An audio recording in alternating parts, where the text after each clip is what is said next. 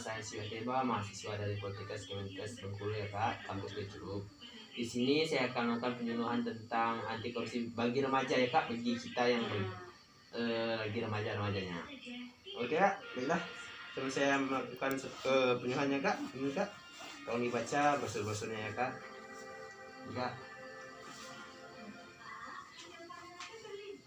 Apakah kakak-kakak sudah tahu korupsi itu apa? Belum.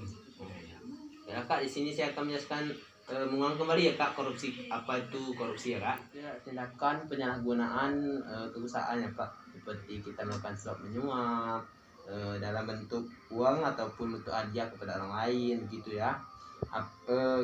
Tindakan seorang itu Kak menyalahgunakan uang negara itu Kak termasuk korupsi yang paling besar. Karena beberapa faktor ya Kak yang terjadi dalam kalangan remaja. Adapun cara kita sebagai remaja ya Kak, saya mengajak kakak-kakak ya untuk menanamkan kepada diri kita untuk tidak boleh melakukan tindakan pidana tindakan korupsi ya Kak. Selanjutnya mempertahankan kebijakan kita agar dikerasi sehingga kita tidak melakukan tindakan korupsi, dan juga untuk melakukan adanya tindakan-tindakan pihak-pihak yang tidak bertanggung jawab melakukan terhadap korupsi ya Kak. Dan selanjutnya ikut adil dalam secara yang diadakan dalam organisasi atau di kalangan remaja seperti kita saat ini ya Kak. Serta kita melaporkan jika ada pihak-pihak yang menyalahkan kekuasaannya dengan melakukan tindakan korupsi ya Kak. Di sini apakah kakak-kakak ada pertanyaan? Di sini saya akan bertanya ya Kak. Coba kakak jelaskan tentang nilai apa saja nilai-nilai anti korupsi. Oh, baik ya Kak. Saya akan jawab pertanyaan dari KS. Pertanyaan cukup bagus sih. Nilai-nilai yang ada di dalam korupsi itu Kak, yang pertama kita harus jujur itu paling utama Kak, dalam melakukan dalam menindaklanjuti anti korupsi.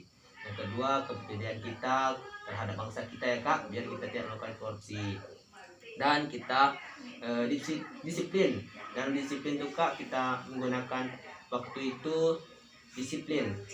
Maksud dari disiplin itu Kak, kita tepat dengan sasaran kita apa yang kita. Kemudian itu Kak, tumbuh dari diri kita sendiri, ingin tidak melakukan korupsi itu sendiri.